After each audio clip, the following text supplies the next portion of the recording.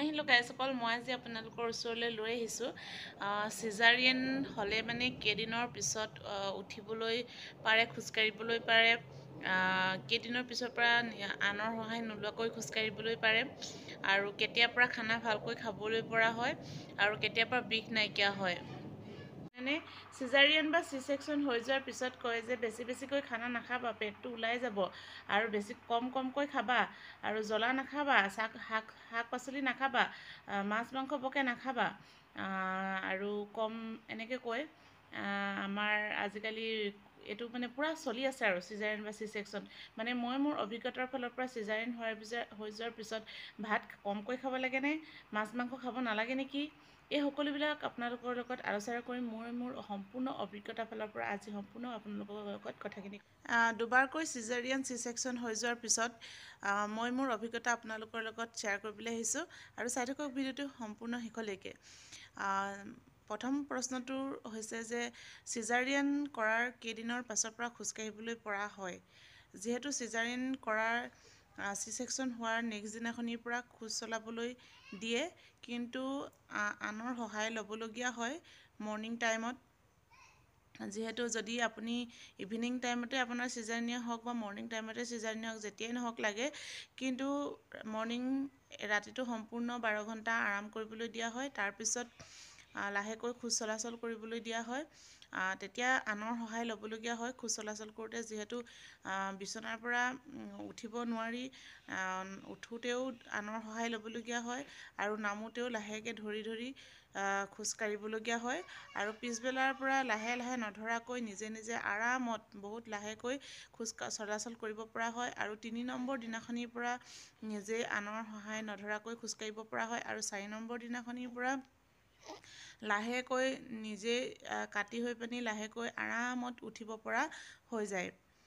খানাৰ কথা ক'লে, খোৱাৰ কথা ক'লে কি ক'ম, নেক্সট দিনাখনিৰ পৰা যেনেকৈ আপোনাক খোজ চলাচল কৰিবলৈ দিয়ে, ঠিক তেনেকৈ নেক্সট দিনাখনিৰ পৰা লাল চাহৰ লগত এনেকৈ মেৰিগ'ল্ড বিস্কুটেই খাবলৈ দিয়ে সদ্যহতে আজিকালি।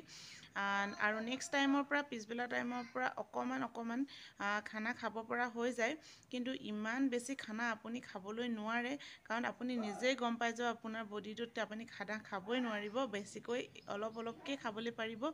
এনেকৈ এহেতাকৈ ডেইলি বঢ়াই যাব খানাত। মই কৈছোঁ ডক্তৰেও খানা খাবলৈ কয় আৰু খাবলৈ ঢেৰ নোৱাৰোঁ, যিহেতু খাবলৈ নোৱাৰে, আপোনালোকে নোৱাৰিব, কিন্তু অলপ খাব, নোখোৱাকৈ নাথাকিব।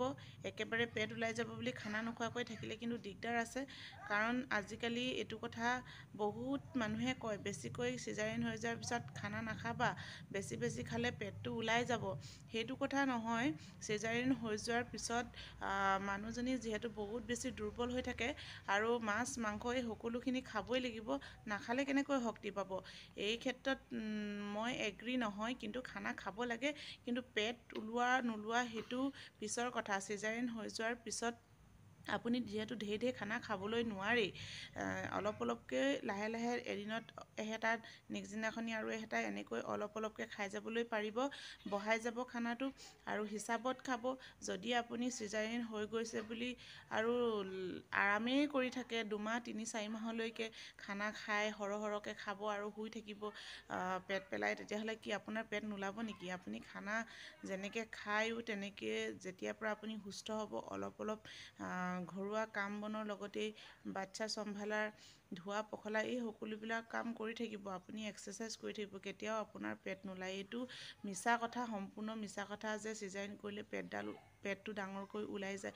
যদিহে আপুনি চিজাৰিয়েন হৈছে বুলি যদি মাহ ধৰি যদি আপুনি শুই থাকে, আপুনি বহি থাকে, একো কাম নকৰে খানা খায়, তেতিয়াহ'লে আপোনাৰ পেট নোলাব কিয়?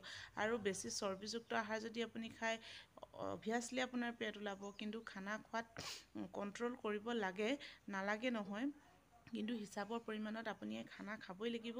যদি নাখায় আপুনি সম্পূৰ্ণ দুৰ্বল হৈ পৰিব। আপুনি যিহেতু মাতৃৰ দুগ্ধপান কৰাই থাকে, আপোনাৰ বাচ্চাক গাখীৰ খুৱাই থাকে, কিন্তু আপুনি যদি খানা একেবাৰে নাখায়, আপুনি নিজে কেনেকৈ শক্তি পাব? কেনেকৈ আপুনি বেমাৰৰ লগত যুঁজ দিবলৈ পাৰিব? আপোনাৰ বাচ্চা কেনেকৈ আপুনি চম্ভালিব? খানা খাবই লাগিব। এইটো লোকেল কুকুৰাৰ জোল আৰু শিঙি মাছৰ জোল, এইবিলাক আপুনি খাব, যিবিলাকে আপোনাক শক্তি দিয়ে। মছলা দি একদম স্পাইচি কৰি নাখাব, এইবিলাকে যিহেতু আপোনাক গেছ ফৰ্ম কৰিব। চিজাৰিন কৰিলে আৰু বিষটো কিমান দিনলৈকে থাকে বুলি ক'লে অলপতো বিষ থাকেই। সম্পূৰ্ণ ভাল হ'বলৈ 1 মাহ দিনটো বিষটো লাগিয়ে যায়। এনেইতো ইদিনাতকৈ সিদিনা আপুনি বহুত বেছি ভাল পাই গৈ থাকিব। যে নেক্সট দিনাখনি চিজাৰিন কৰা নেক্সট দিনাখনি আপোনাৰ যিমান বিষ উঠিব, তাৰ 2 নম্বৰ দিনাখনি আৰু অলপ বিষ কমিব, তাৰ 3 নম্বৰ দিনাখনি আৰু কমিব, এনেকৈ কমি অলপ মানে নাইকিয়া হ'বলৈ সম্পূৰ্ণ এমাহ সময় লাগি যায়। পেটৰ ভিতৰতো অলপ মই ভাবোঁ আপোনালোকে আপোনালোকৰ প্ৰশ্নৰ উত্তৰ পাই গৈছে। তেতিয়াহ'লে আজিলৈ আহোঁ ইমানতে। যদি আপোনালোকে আপোনালোকৰ উত্তৰ পাইছোঁ বুলি ভাবিছে, তেতিয়াহ'লে মোৰ এই চেনেলটো নতুনকৈ অহাসকলে ছাবস্ক্ৰাইব কৰি দিব আৰু লাইক এটা কৰি দিব। আজিলৈ আহোঁ।